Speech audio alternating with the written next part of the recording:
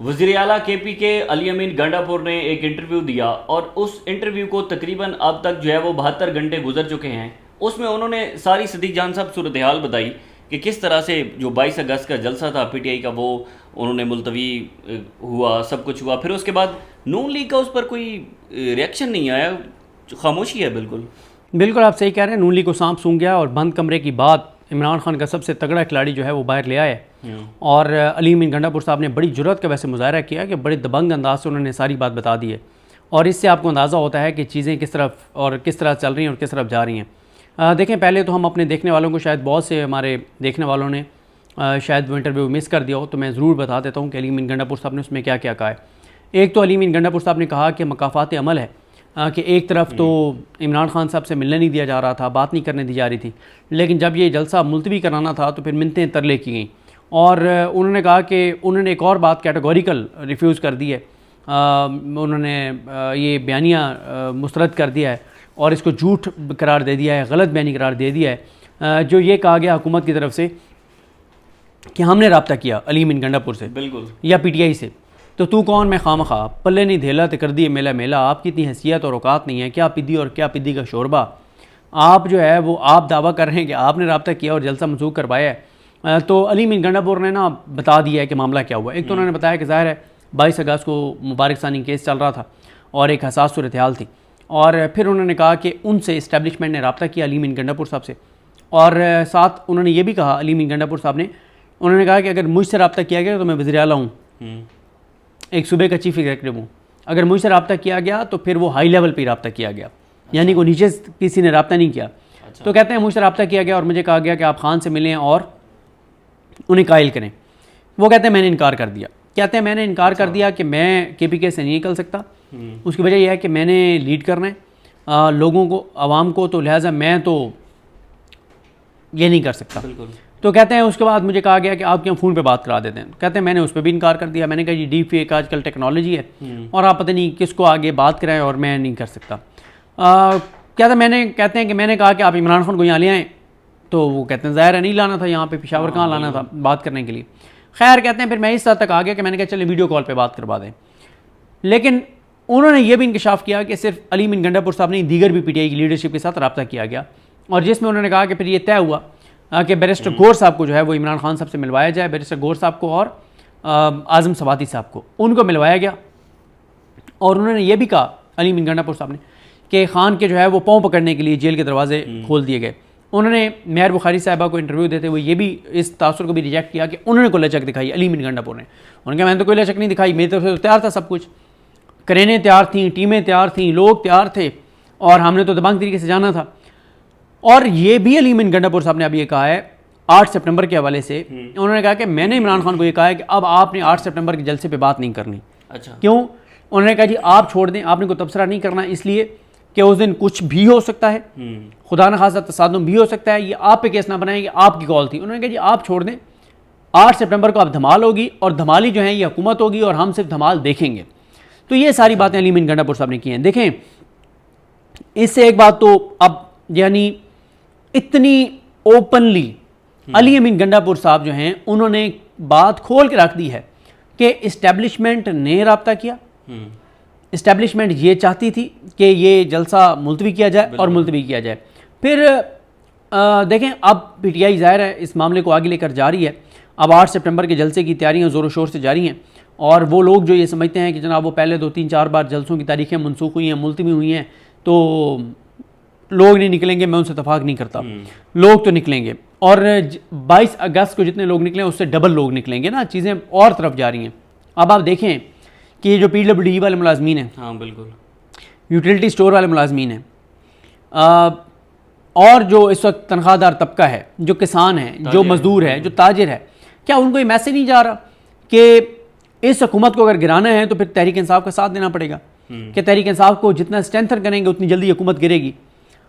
तो इसलिए आप देखेंगे कि अब आम शहरियों की तादाद बढ़ेगी। गो के पीटीआई के एंड पे ये है कि वो कनेक्ट नहीं कर पा रहे आम आदमी को कि उसके इश्यूज़ के लिए भी वो कर रहे हैं, बिल्कुल। लेकिन आप देखेंगे कि तादाद बढ़ेगी, लोग जाएंगे, ऐसा नहीं है, फैमिली जाएंगी, बच्चे जाएंगे, बुजुर्ग जाएंगे, और मैं ये असदुल्ला खान साहब के साथ इंटरव्यू में कह चुका हूँ कि ये पाकिस्तान की तारीख का सबसे बड़ा वो जलसा होगा जिसमें मेन लीडरशिप मौजूद नहीं थी। यानी जैसे मिसाल के तौर पे पीपल्स पार्टी में आसिफ अली जरदारी हैं, बिलावल भुट्टो हैं, नून लीग में नवाज शरीफ हैं, मरीम नवाज हैं, शहबाज शरीफ हैं, पीटीआई में इमरान खान हैं। किसी मेन लीडर की गैर मौजूदगी में उसके नाम पे होने वाला ये पाकिस्तान की तारीख का सबसे बड़ा जलसा होगा। और हाँ, 15 सितंबर वाला जो लाहौर वाला है वो भी इंटरेस्टिंग मूव है पीटीआई की, लेकिन वो 15 सितंबर वाला जो है वो लग रहा है कि उसकी तारीख चेंज हो जाएगी, क्योंकि आयशा भुट्टा साहबा का मैंने ट्वीट देखा है, वो कह रही हैं कि 15 सितंबर को 12 रबीउल अव्वल है, शायद बन रहा है। हाँ, तो इसलिए फिर जो है वो 12 रबीउल अव्वल की वजह से वो जलसा जो है उसकी तारीख जो है वो चेंज हो सकती है। अच्छा, ये जब पीटीआई का जलसा मनसूख हुआ तो उसके बाद बहुत सारे टॉक शोज़ के अंदर नून लीग इसको डिनाई करती रही कि हुकूमत की तरफ से रब्ता किया गया और हुकूमत के रब्ता करने पर जो है वो इमरान खान साहब माने। देखिए मसला ये है कि वो तो अली अमीन गंडापुर साहब ने जब इतनी खोल के बात रख दी, हाँ, बिल्कुल, और ख्वाजा आसिफ ने भी इस बात का इतराफ़ कर लिया कि इस्टेब्लिशमेंट की जानिब से रब्ता किया गया, बल्कि वो इंटरेस्टिंग बात है वो कह रहे पीटीआई खुद मनसूख करना चाह रही थी, तो फिर इस्टेब्लिशमेंट ने फेवर दिया पीटीआई को।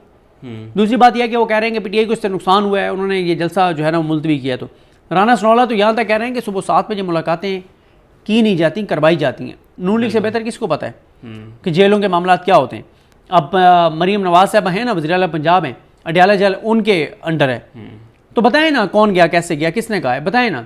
लिहाजा इनकी, और यही वजह है ना कि जिस हुकूमत को, जिस वज़ीर दिफा को पता ही ना हो, जिस चीफ मिनिस्टर को पता ही ना हो कि उसके मातहत उनके अंडर एक जो जेल है उसमें मूवमेंट क्या है, कौन आ रहा है, कौन जा रहा है, कौन किससे मिलवा रहा है, और रात की तारीकी में दरवाजे खोल कर मिलवाया जाए पीटीआई के लोगों को इमरान खान साहब से, तो फिर हुकूमत का यही तो मसला है। इमरान खान यही तो कहता है कि मैं इनसे बात करूं जिनकी औकात यह है कि उनके अंडर है ये सारी चीज़ें और उनको पता ही नहीं कि क्या हो रहा है। ये ट्रांसफर पोस्टिंग इनको पता ही नहीं होता, वज़ीर आला साहबा को। ये जो अडयाला जेल में ट्रांसफर पोस्टिंग होती है, फलां चेंज, उनको भी टीवी चैनलों पर पता चलता है कि ये हो गया। बिल्कुल, पंजाब की बड़ी बड़ी चीज़ें उनको पता ही नहीं होती। बहुत से ऐसे ओहदेदार हैं पंजाब के जिनको वो हटाना चाहती थी, वो नहीं हटा सकी।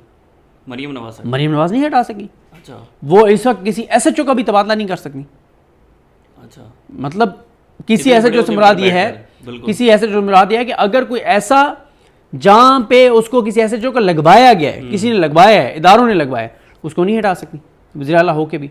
हाँ, जहाँ पे इदारों को कोई इंटरेस्ट नहीं है और इदारों को मसला नहीं, वहाँ वो ट्रांसफर पोस्टिंग कर सकती हैं, डीपीओ डीसीओ सब बदल सकती हैं। लेकिन जो बंदा इस्टेब्लिशमेंट का लगाया गया है उसको वो नहीं छेड़ सकती। उधर उनका दायरा इख्तियार नहीं है, उधर उनका कोई इख्तियार नहीं है, और अडयाला जेल उनके इख्तियार में नहीं है। इसका मतलब है कि फिर जो जितने भी लोग इस्टेब्लिशमेंट के बहुत ज़्यादा करीब हैं वो ये तासुर दे रहे थे, जैसे कि मुनीफ फारूक साहब हैं, वो शाहजेब खानज़ादा साहब के प्रोग्राम में बैठकर कह रहे थे कि किसी किस्म का कोई रब्ता नहीं है, इस्टेब्लिशमेंट की जानिब से कोई माफ़ी तलाफ़ी का ऐलान नहीं है, फिर बिहाइंड द सीन बातचीत भी चल रही है। देखें तो हैं फिर कहीं ना कहीं। देखें, जब अली अमीन गंडापुर ने इतना कैटेगोरिकल कह दिया है कि इस्टेब्लिशमेंट की तरफ से रब्ता किया गया, तो इस्टेब्लिशमेंट डिनाइल दे देना। बिल्कुल, सिक्योरिटी ज़राए से ये खबर तो आ जाती है कि चेयरमैन पीटीआई कौन होता है ये कहने वाला कि जनरल फैज़ का ओपन ट्रायल किया जाए।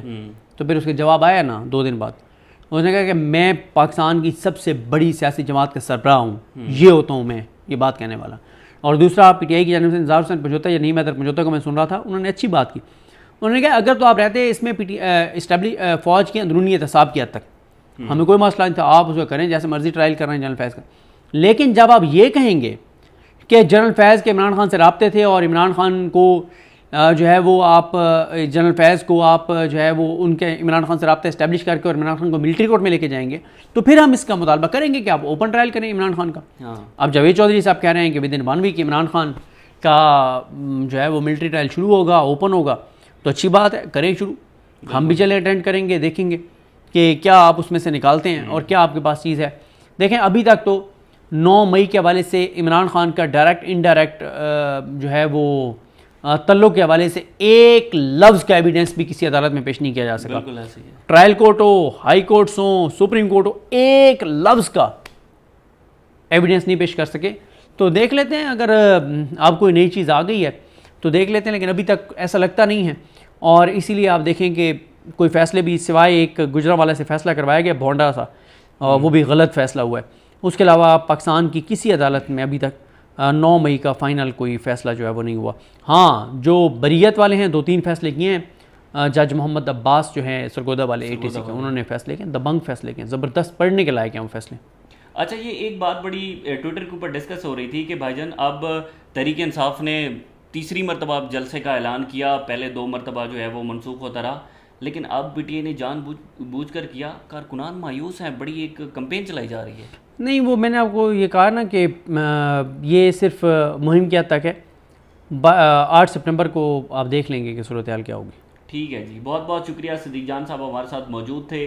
मज़ीद जो भी तफसीलात होंगी आपके साथ शेयर करते रहेंगे।